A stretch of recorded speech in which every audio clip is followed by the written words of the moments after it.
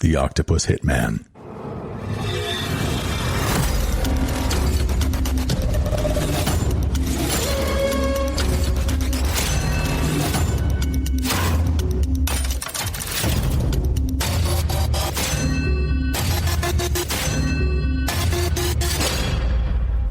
Listener discretion advised.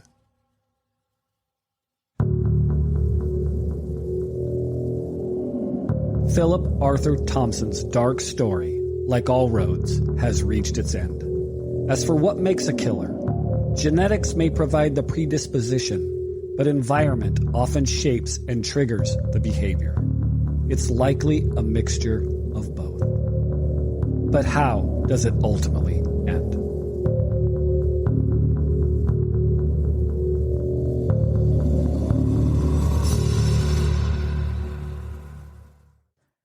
And welcome to episode 10, and dare I say, the final episode of the saga that we call The Octopus Hitman. I'm your host, Bill, and of course, our research man, Mr. James to my left. Hello? And the guy who knows every diode in town and loves to twiddle them. Is that what you wanted to be? A No, diode twiddler? Twiddle. It's not touching. You twister? A diode twister. Tweaker? Oh, that's better. Mark is our diode tweaker, everybody. Hello.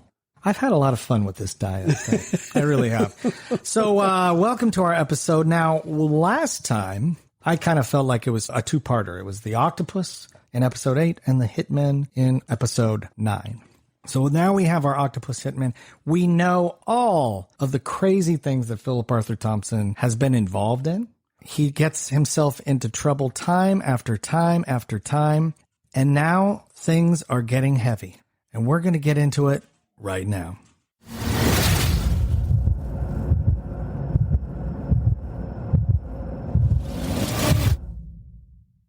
So last time we heard about Philip Arthur Thompson, he was down in Southern California with the Cabazon tribe and his involvement there. Now, we don't know exactly, but he migrates back up to the Northern California area, and he commits a robbery in the Bay Area, and he is convicted of 18 years under the three strikes law. So he gets caught for committing another crime. Correct. And if you recall, when I was talking to him over the phone, he was waiting for a Democratic governor to come into office so that he would repeal the three strikes and you're out, and then he could get out of prison. Gotcha. So that's where he is. And I guess maybe the FBI and the CIA just kind of had their fill of him. They were tired of protecting him, is my guess. Could be. He'd done his usefulness, and that's enough. We'll leave you in there till we might need you again. Yeah, agreed. I mean, when you wear out your welcome one too many times with the people who are trying to protect you, they're going to stop eventually. Maybe he didn't even wear out his welcome. They were like, we've used you, and that's good enough now. Yeah, for sure. And you also got to think that the way that they fight crime is starting to change. They don't need FBI informants and CIA operatives as much as they do because they have digital records and other things that they can fight crime with, right? Well, in past episodes, too, we also heard that Thompson liked speed. He liked some cocaine. Maybe he was just getting a little flaky. Yeah. Oh, that's true. Yeah, if he's using his own stuff. Yeah. Interesting thought is that I found out that he was known to not drink. I don't drink either, really. But I know that he was known to do a little cocaine here and there. So that's kind of crazy. So now, the elephant in the room. If you were listening, I think it was episode 4 or so, maybe even earlier, I was on the phone with the police, and they told me that Philip Arthur Thompson is still being considered as maybe the Zodiac Killer. And I'm sure if you were listening, you were like, okay, you guys aren't talking about this. This is crazy. Why aren't you talking about the Zodiac Killer? And I'll tell you the story behind this is that basically that's the one thing that just kind of burns a hole when you first know about this. And so you're just going, please tell me he's not the Zodiac Killer. And then you start thinking about it and you're like, wait a minute. I could do a total book if he is the Zodiac Killer. Maybe it's good if he is the Zodiac Killer. I don't know.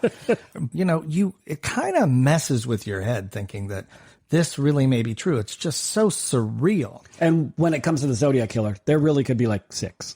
Exactly. There's lots of theories, and I think we're going to get into them. It's like, But I will tell you this, that after I did a lot of research when I first discovered this, it just seems like there's really not any way that Philip Arthur Thompson is the Zodiac. I even went so far as I had gotten letters from Philip Arthur Thompson, and he, of course, it's in his handwriting. So I went and compared it to handwriting. Not that I'm a handwriting expert or anything, but anyway, you just, you look at it and you just go, man, there is nothing there. Now, I think, of course, there was a couple of murders that was in the area of Sacramento when he was there.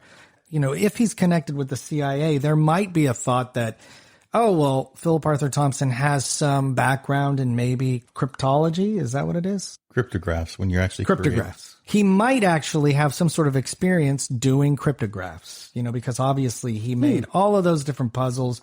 The Zodiac did in the 60s, 70s. But how far did the Zodiac go? What's funny is I really have a theory on this one, and let me explain a little bit, because for those, if you've been under a rock and don't know the Zodiac Killer, he was one of the most infamous serial killers in America. And then what's funny is I say he, because we don't know if it's a woman or a man. Probably We're a woman. assuming it's a man, because there are a couple people who survived the attacks, and they explain that it was a male. So obviously I say he. Typically serial killers are male. But he was active in Northern California during the late 60s and early 70s. Despite the numerous investigations, the Zodiac's identity remains a mystery to this day. Still no one knows. They've made movies about it.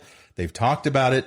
It's all over the internet. It's still an active content all over the internet when you go out there and take a look. Oh, yeah. Just get on the internet. And there are so many amateur sleuths still trying to find out the answers to this day. It's Absolutely. true. Absolutely. It starts way back in 1966, but it really doesn't catch on until 1968. The Zodiac Killer himself actually says, I killed 37 people.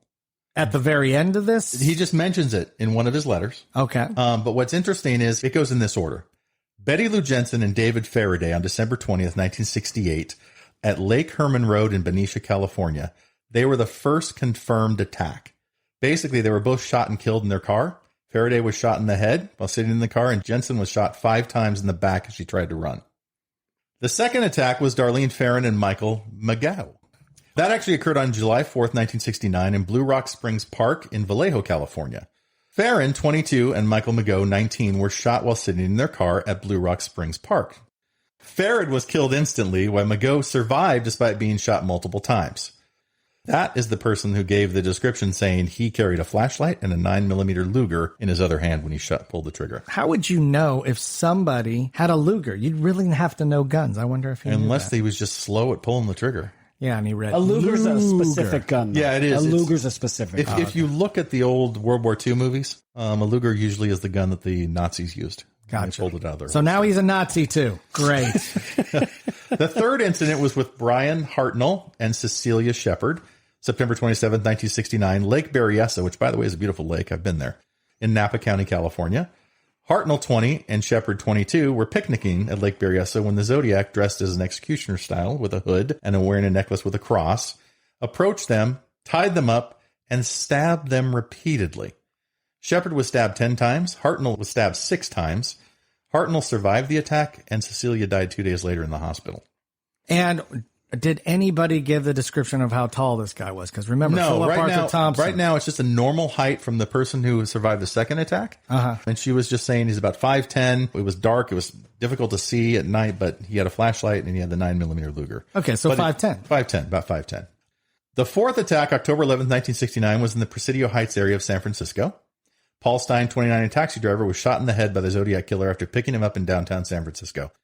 So, the one thing that is the same with Philip Arthur Thompson and this Zodiac Killer is that there isn't an MO. Sometimes it's a gun, sometimes it's a knife, sometimes they get raped, sometimes they don't, that kind of stuff. Right. Even though there are no rapes to this point with Zodiac. The reason they tied this last one, which is different from the other killings, just someone walking up randomly and stabbing you or shooting you, was that a piece of Stein's bloody shirt was sent by the Zodiac to the San Francisco Chronicle. So those are the actual confirmed reports from the Zodiac Killer. There's a couple of unconfirmed ones.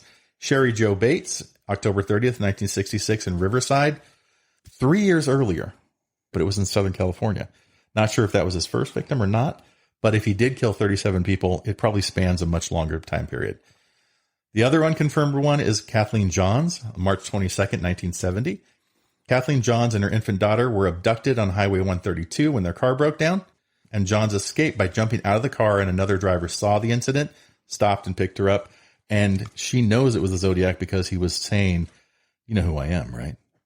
That, again, the description was around 5'10", white male, and surprisingly still didn't catch him. Gotcha. More descriptions. There's one last one, though, and this is my theory on this one. It's Donna Lass. Donna Lass was actually a nurse for a casino in Lake Tahoe. And Donna was last seen at work, it was around 1970, doing her shift. And she actually was going back to her apartment that she just got. She was seen walking away with a man who was about 6'2". Okay. That's getting closer to Philip Arthur Thompson's Philip height. Arthur Thompson. Plus, he lived in Lake Tahoe, like we mentioned previous, around the same time period. Donna Lass was never seen again. Ironically, an individual called the next morning to her work and said she won't be coming in because of a family emergency. Interesting. And the family reported there was never a family emergency. Mm. It's a random call. They never got the name, but it was an individual who said she's not coming in. They didn't find her body at all. They found her skull. They were able to do some testing from her skull. Never found her body to this day. But they were actually able to go ahead and actually test it and find out it was Donna Lass. And it fits the MO of what Philip Arthur Thompson would do. It was in Tahoe. He was going after, if you remember in the first episode, we were talking about a number of nurses. He went after a number of nurses there in that profession. Yep. And this just fits the MO and the way she disappears, and she just never seen again. Could be. Yeah, so he was I hanging think, out in that Sacramento, Tahoe area the whole time during that period. Right. I don't think Donna Lass was ever killed by the Zodiac Killer, but I honestly believe that Philip Arthur Thompson had something to do with Donna Lass, the same way he did with the other two women that we talked about in the first episode.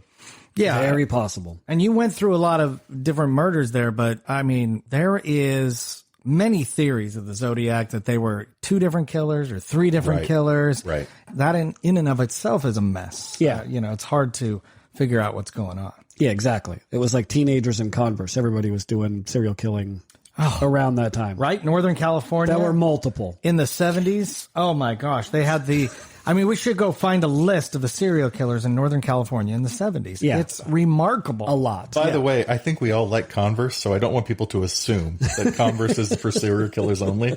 Don't assume that. Okay. When I first discovered Philip, there was a lot of things that I had read on message boards, and some of them are rumors, some of them seem true. It's almost become like he's a cult figure in the interweb, in the dark web, right? Disinformation. So, yeah, we don't know what is true or what's not true, but I thought, now I go back to the internet and it's nowhere to be found. And, I feel like, did the government scrub this or is it just gone, But there has been rumors that at Mather Air Force Base that some gold was missing from a plane that had come in from Saudi Arabia. And this has been, suggested that Philip Arthur Thompson was the perfect person to do this. He was in Sacramento at the time. He had CIA connections. So, of course, he might know of something from Saudi Arabia coming into Mather Air Force Base, and he may have had access where other people never did because of his CIA connections. That gold was never found, and the chances of that going towards running guns for different types of government operatives is a very logical thing. Yep. But again, we know that the gold shipment was robbed. We just don't know by who and what happened. Then if you guys recall, Cabazon Indians Reservation, they would have people on their sovereign land and they would test out weapons. Well, there are rumors that one of the people that had come into the United States at this time was Osama bin Laden, of all things. Which isn't a stretch. Right. It isn't a stretch. But, at the time that I discovered this is when Osama bin Laden is like the biggest, evilest villain in the world, according to Americans. And it's like, it just didn't seem plausible. But there is a lot of talk that he would come in under the name of Tim Osman, and he would look at these weapons and perhaps, Buy them. Yeah. Yeah. And that is the same thing as like Louis Posada. We know for sure, and we've kind of talked about it before, right? That Louis Posada, who is a criminal terrorist, he bombed a plane, and he has been associated with Philip Arthur Thompson.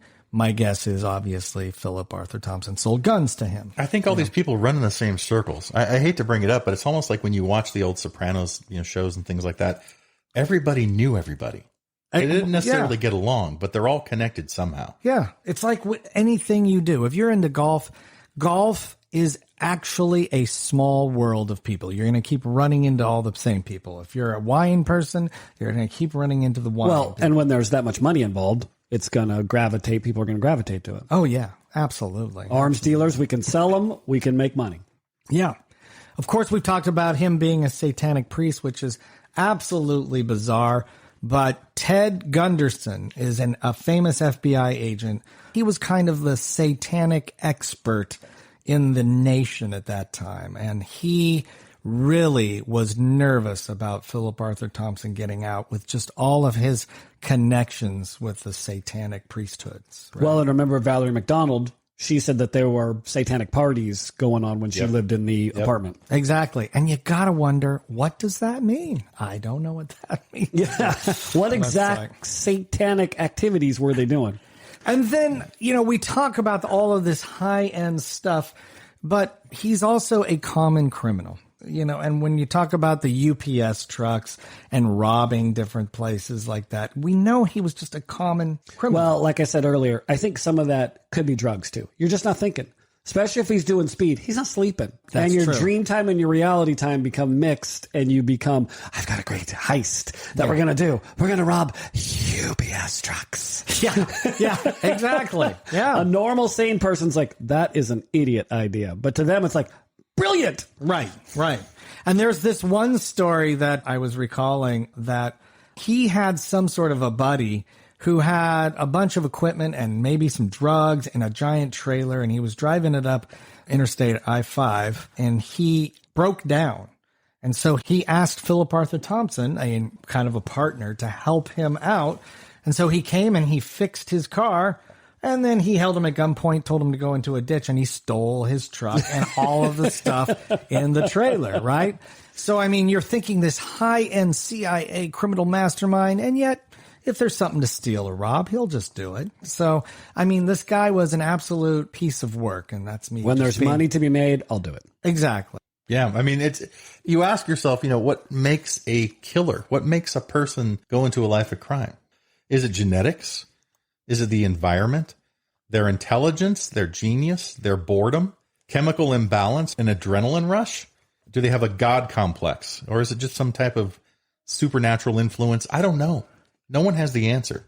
These are all ideas that have been thrown out.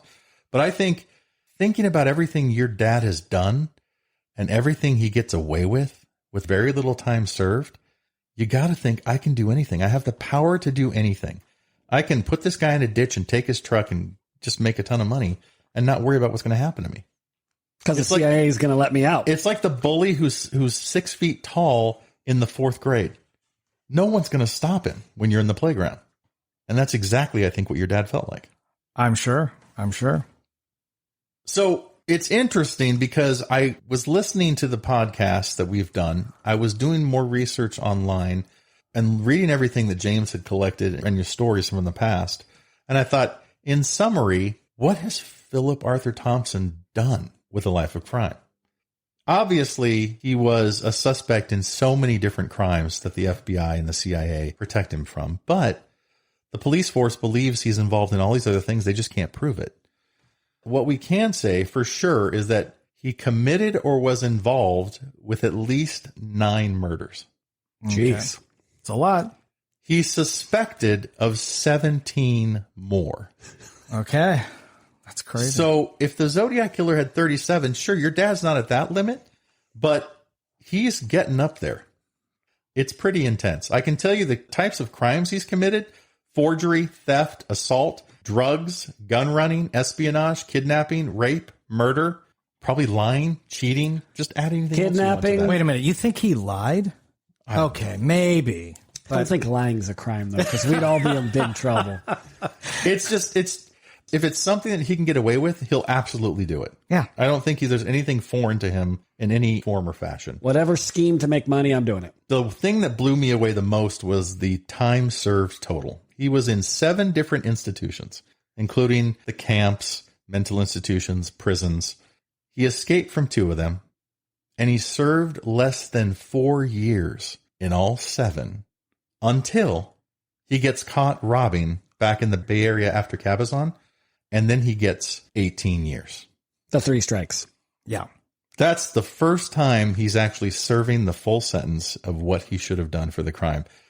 Not including anything I just mentioned previous to that. That was just for the robbery on a 3rd strike. That's crazy. Less than 4 years, 7 institutions for everything I just mentioned. That's insane. He was definitely living a charmed life. Again, it's good to have friends in high places. That can get you out. Yeah. It's I crazy. mean, think about it. Like you said, he was driven to another prison by the warden. Yeah. Yeah. That's not a charmed life. That's knowing somebody. That's connections. That's crazy. No, that doesn't happen to anybody else. Hey, Charles Manson, get in the car. Driving you to another prison. Nobody. You're fine. Nobody. So now there are some silver linings that have come, in my life through this. And one of them, maybe about 7 or 8 years ago, Mark, you bought me an Ancestry subscription, where you do the swab and you put it in. For the DNA. Right. Yeah. Because I always wanted to know, right, if you're adopted, you don't know everything. And I didn't know my background as far as what countries I was from. How many other serial killers were in your life? Yeah, exactly. There could be so many. Could be a tree. Yeah, exactly. And so I did the Ancestry thing, and I found out I'm pretty much a white guy. Everything is Europe. No. Can you believe it? I'm the most pale out of the 3 of us, for sure. Wait. So what countries are you associated with? So like Switzerland, England, Ireland, Northern Scotland. European. Yeah, I do have like less than 1% Mongolian, just so you know. I'm very proud of that. So here I am. I'm very much happy with it. I'm like, actually, I'm disappointed. I wanted some more different countries, to be honest with you. And then I forgot about it. So then like 5 years later, a buddy of mine calls me up and is like, sends me his Ancestry. He had just got it. And I'm like, oh, you know what? I will go to Ancestry and send him mine. And when I got on there, there had been somebody trying to contact me. And it said that I was like a half cousin or something like that on Ancestry. And he had contacted me a year before. That tells you how much I went on Ancestry. I didn't go on there. So I get this and he's like, I've been looking for my father. And I was like, oh, this guy isn't my cousin. This guy's my brother. So I texted him back and we had talked on the phone. I was at work and I told him, okay, I think we are brothers. I think we're half brothers. And he thought it was too. And so Ancestry kind of got it wrong. So I said, hey, half brother, I said, I can call you right after work and I can tell you the long story or I can tell you the short story. And he said, well, I'd love to hear the long story. And I was like, oh, get ready and sit back for this one, buddy. And so I got off work and yeah. So half brother is from Philip or a mother? Philip. Okay. Yeah, because he's looking for his father. So he's always known his mother, but he never knew who his father was. Gotcha. His mother didn't know who his father was. Gotcha. It's not like she was hiding it. So as it turns out, from his side of it, it was his mother had met Philip Arthur Thompson at the courthouse one day. I'm sure he was going in there to defend himself, right? And he was dressed all nice and everything like that. And she was, in his words, promiscuous at the time. And so they went to a park and had a good time. And she never saw him again. And so then she was pregnant with him and just always raised him by himself. So and I can't remember if he had a stepfather or not. But I have not met him physically yet. He lives in Montana and we're going to have a time where we meet. But he was from Sacramento at the time. So this was the time, because I've told this story in detail to close friends, the story of Philip Arthur Thompson, my adoption, all that stuff. So you guys have heard it from me and a few other choice people have heard it. And then you tell it enough times where you're like, I don't want to tell this anymore. It's boring. But for the first time, I got to tell the story of serial killer father to someone who will have the exact same experience as me. Like, he's like my twin, like as far as experiences go. And the one thing is that I was lucky because I got little hints of it all through my life. You know, earlier I found out with just that non-identifying information that he was in jail for check forgery, right? And I got little hints along the way. And then I even met him, didn't know he was a serial killer. I thought he was a robber. And so it just got exposed to me in probably the most healthiest way I possibly Instead could of get a it. gut punch. Exactly. You opened the floodgates and drowned your half-brother. And I tried to be nice, you know, and I tried to... I doubt that. I did. But as I was driving and just telling this story, and it was like an hour-long story, I gave him every detail I could think of. This is a guy that, like the three of us, we're nice guys, but we're not that nice. Okay? The three of us, we're nice. Okay? We're nice. We're mischievous. Exactly. This guy is a super nice guy. Like the last guy you're going to think is a serial killer. Isn't that usually the serial killer type? That's true. Yeah. Who knows? Anyway, I went down that road and you could just see him be so hopeful. You know, you could just feel his whole aura going down as I told him more and more and more. It was a shock to him. That his dad wasn't Eddie Van Halen. Exactly. You know, we all thought, and he is a musician as well. He plays the drums and he's active in his church and stuff like that, right? Wait, the Satanic Church? Not a satanic church. No. Confession was fun that week. Yeah. So anyway, I told him his whole thing, and it was a great experience for me being able to share that with somebody who we share the genes with, you know? And he was blown away. I mean, I know he was blown away. He called me back several times, basically in denial. Like, okay, well, you know, how do you know that this is the guy? Your mom told you that, but how do you know genetically that this is the guy? And we have in our genetic base, I'm connected to many Thompsons when I can look at, you know, sixth cousin, seventh cousin, Right. 10th cousin. So there's that. And then it's like my mom wasn't a promiscuous person. So she had that one person. She knows it was him. So, you know, I told him that. And, you know, my mom's not a liar. My birth mother's not a liar. And so, you know, it took him a couple of weeks, maybe even a month to basically accept it. Because he's like, I'm never telling a soul. I'm never telling a soul, and this is horrible news. And I was just like, just think of it this way. When you ever go camping with your buddies and everybody sits around the campfire and they start telling the stories and stuff, just wait till the end, because you have the best story at the campfire. That's why you're not nice. I'm not. I don't know how he took that, to be honest. Did you send him links? Yeah. Well, yeah. And then, of course, he went down the rabbit hole, like you do. And, you know, then I'd get calls every 2 weeks. What about this? Have you known this? Do you know about this? And, you know, and it just kept going. You're and like, kept yes, going. young grasshopper. Yeah. Oh, and let me tell you even more. Yeah. And to be quite honest with you, he called me to tell me about somebody that he found on Reddit who is claiming to be related to Philip Arthur Thompson. And if that is true, then we probably have another sibling we don't know about yet. And who knows when that's going to pop up into my life. But because of that, I immediately went out and got 23andMe, just in case I found them on 23andMe, right? But no matches there. So I suspect I have at least one more sibling. And this person on Reddit's claiming to be a granddaughter or grandson. So that means they have a parent, and that parent would be It's possible, related yeah. to me. I'm yeah. sure. Unless they were just making stuff up, and hey, it's Reddit, okay? So we don't know, but I Fully suspect. truthful. Yeah. Your father was a very active person. Exactly. Well, and I even told my half-brother, it's like, be happy that your mother was promiscuous, because you might not be alive and she might not be alive today. In a different situation, she wouldn't have. Exactly. If your dad met her at night at a club, it would be a very different story than meeting her during the day of the court. Yeah, exactly. Yeah. Huh. Wow. That's crazy.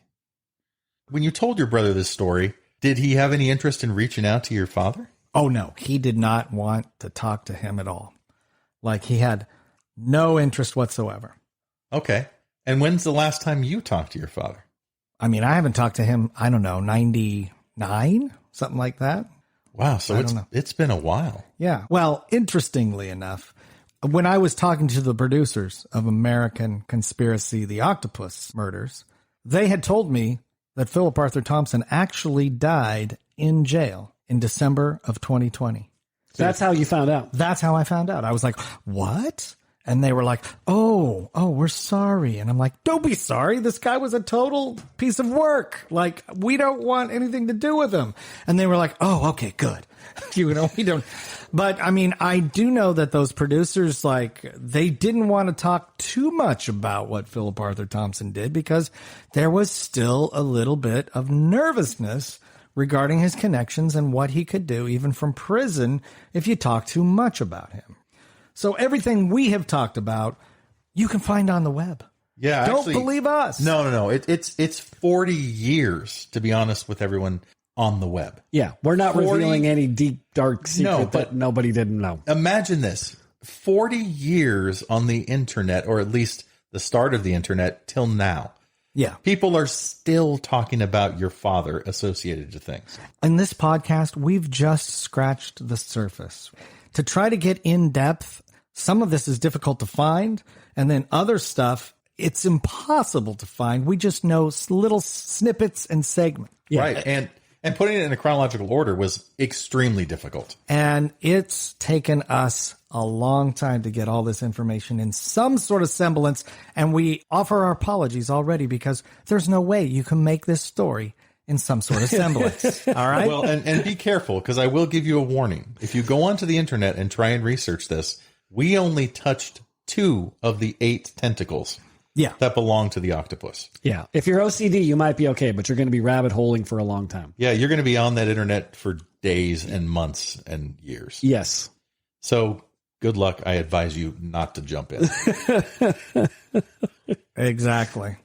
So our hearts are all with the families who have been impacted by these senseless acts, and our thoughts go out to them for sure. Yeah. We make light in this podcast sometimes, but these are horrible, senseless acts that affected many, many families. And changed the history of our country, let alone other countries involved. Good points. So it wasn't just a serial killer, irritated individual who had a chemical imbalance that went out and enjoyed killing people.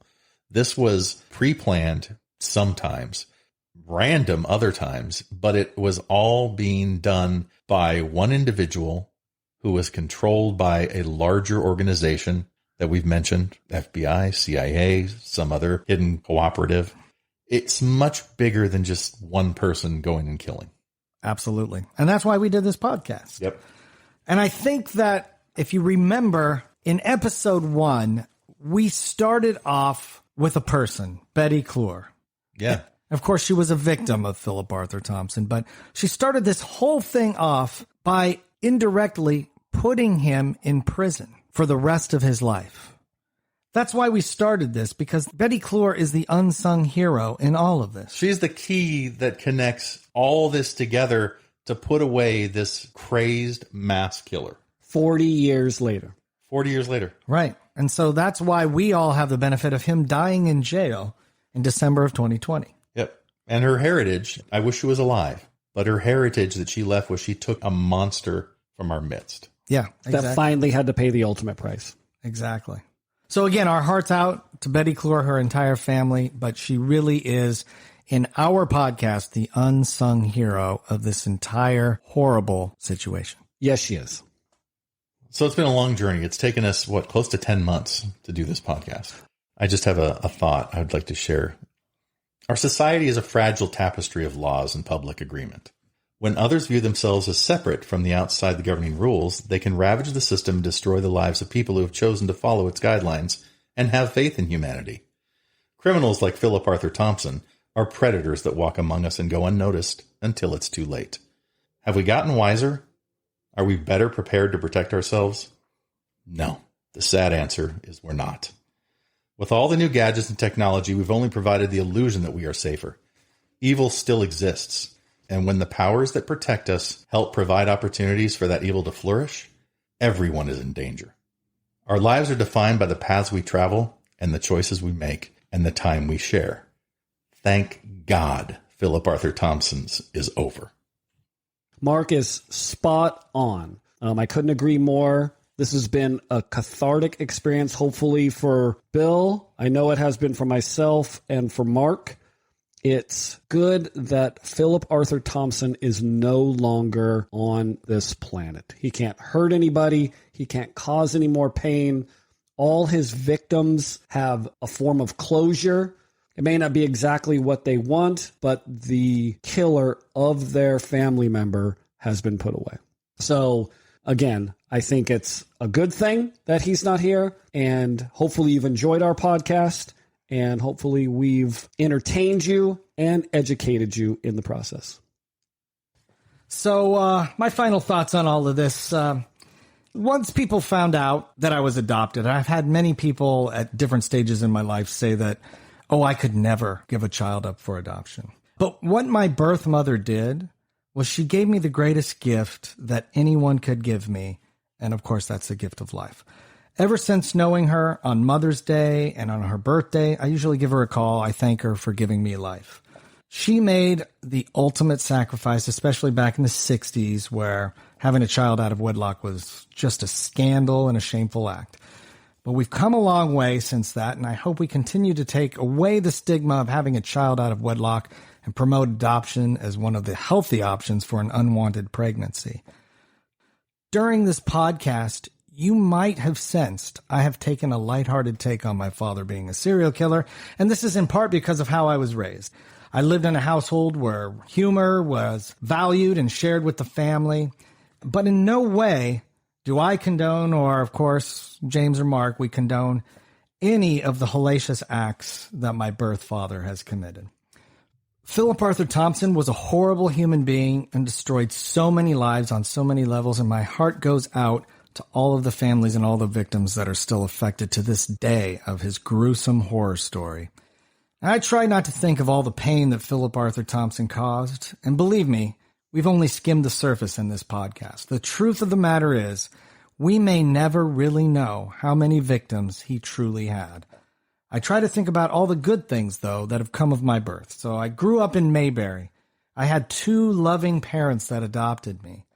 I grew up with an adopted younger sister, and she just may be the nicest person I know. I discovered a birth mother that's loving and full of humor. I found 2 half-sisters that mean the world to me, and their children as well. I found a half-brother just recently, and he's a really, really great guy. I guess what I'm saying is that when you wonder, what is the overwhelming trait that makes a person who they are? Is it genetics or environment, like Mark was talking about? While I do believe there is a lot that has to do with genetics, I have to say that I've had one of the greatest environments in this life that anyone could ever live in. I might just be one of the luckiest guys alive, where I have wonderful children, family everywhere, friends I can count on, and a girlfriend who's always by my side. It's hard to believe that so many good things come from a truly evil person. And I'd like to believe that I was one of the many people that stopped the cycle. So in my experience, environment wins. Okay, so I just want to thank everyone for joining us on this journey. If you want more information about the Octopus Hitman, go online, go on the internet boards, court cases, podcasts, contact us at theoctopushitman.com.